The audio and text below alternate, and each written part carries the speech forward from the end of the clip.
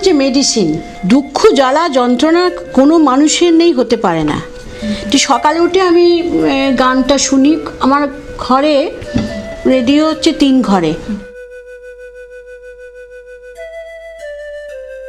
প্রত্যেক সপ্তাহের মতো এই সপ্তাহেও আমরা এসেছি বিশিষ্ট সঙ্গীত শিল্পী শ্রীমতী বনশ্রী সেনগুপ্তর বাড়ি। ওনার সঙ্গীত জগতের এবং ওনার পারিবারিক বিভিন্ন অভিজ্ঞতার কথা। যদি আপনার সঙ্গীত জগতের প্রথম আশা কবে? আমার বাবা খুব ভালো গান করতেন, খুব ভালো গান, মানে শেখানোর স্টাইলটা ভালো ছিল। আমি তো তারই মেয়ে। সন্ধ্যা মুখার্জির গান ভীষণ ভালো গাইতো। উনি আমার অনুপ্রেরণা। স্কুলে আমি যখন পড়তাম বালিকা বাণী মন্দিরে, বন্ধুরা আমাকে ওই খাতা রোল করে, ওটা মাইক হতো, আর টিফিন আওয়ার্সে আমার গান শোনা হতো। এবং আমি এখন যে হাততালিটা পাই, সেই হাততালিটা মনে হচ্ছে আমার কাছে একটা বিরাট।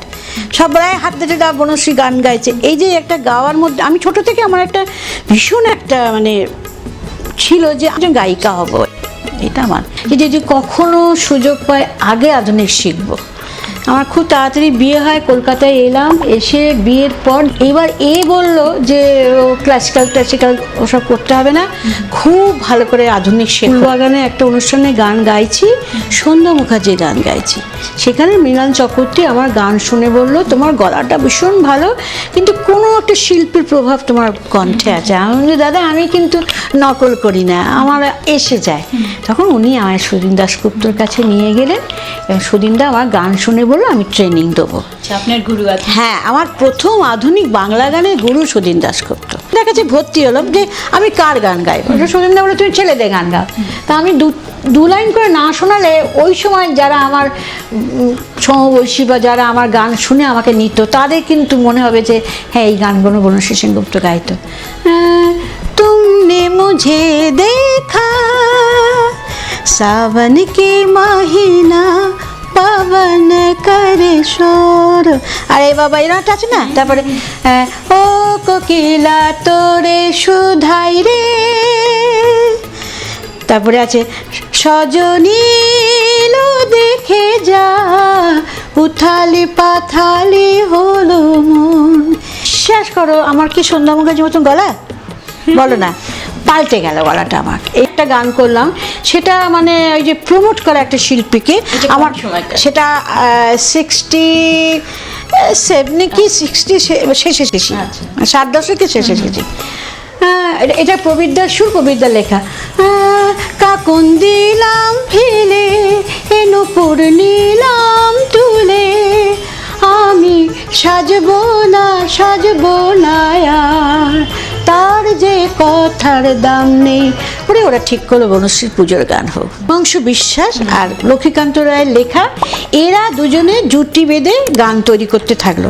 আমার গলায় পপ গান, মানে একটা ওয়েস্টার্ন বা একটা স্টাইল বা একটা ক্যাবারে ব্যাপারগুলো ওরা আনবার চেষ্টা করলো। নিঝুম রাত নিরালায় কি মায়া জানে, ঘুম ঘুম চাঁদ স্বপ্ন ঝরায় মন ভরে গানে গানে, নিঝুম রাত নিরালায় কি মায়া জানে। এতক্ষণ তো আপনার অনেক গান শুনলাম, তা এত ব্যস্ততার মধ্যে আপনি কি করে সংসার সামলান? বিয়ে করেছি তো, বিয়েটা একটা হয়েছে নাকি, তো বিয়ে করলে একটা কিন্তু দায়িত্ব এসে যায় গো। সে যতই ধরো কাজের লোক থাকুক, সন্তান থাকুক, যা থাকুক, একটু হেল্প করতে হয়। রান্নাটা খুব তাড়াতাড়ি, আমি সব কিছু ভাপিয়ে নিই। তাহলে আমি একটু আলু, একটু ঝিঙে বা একটু পটল ভাপিয়ে নিয়ে তারপর রান্নাটা করলে, ওই ভাজতে অনেক টাইম লাগছে, একটু ভাপিয়ে নিয়ে রান্নাটা করলে এমনি খুব মানে লাইট হয়, খেতে ভালো লাগে। আপনার অবসর জীবন কি করে কাটান? গান হচ্ছে মেডিসিন। দুঃখ জ্বালা যন্ত্রণা কোনো মানুষের নেই, হতে পারে না। তো সকালে উঠে আমি গানটা শুনি। আমার ঘরে রেডিও হচ্ছে 3 ঘরে, খবরও শুনছি রাস্তার যানজটে। এদিকে ধর আমার একটা প্রোগ্রাম হচ্ছে, কি কোনো একটা বিখ্যাত শিল্পীর প্রোগ্রাম হচ্ছে, কি কোনো রান্নার কোনো ব্যাপার হচ্ছে, চলতে থাকে। এই রান্না করতে করতেও কিন্তু অবসরটা বার করে নিই। আমি মার্কেটিং করি। কারণ বলছি যে আমার ঘরে যদি তুমি যে পর্দা আমি 2 মাস ধরে দেখছি, 2 মাস একদিন পর আমার সে পর্দাটা আর ভালো লাগে না, আমি তাকে সরাবই।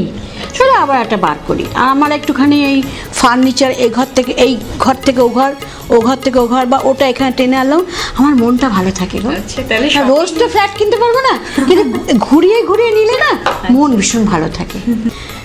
এমন একটা পৃথিবীতে আমরা থাকতে চাই, যেখানে যুদ্ধ নেই, যেখানে দ্বন্দ্ব নেই, কামানের গোলা বারুদের কোনো গন্ধ নেই, যেখানে প্রাণের দরজাগুলো বন্ধ নেই। এমন একটা পৃথিবীতেই আমরা থাকতে চাই, যেখানে যুদ্ধ নেই, যেখানে দ্বন্দ্ব নেই।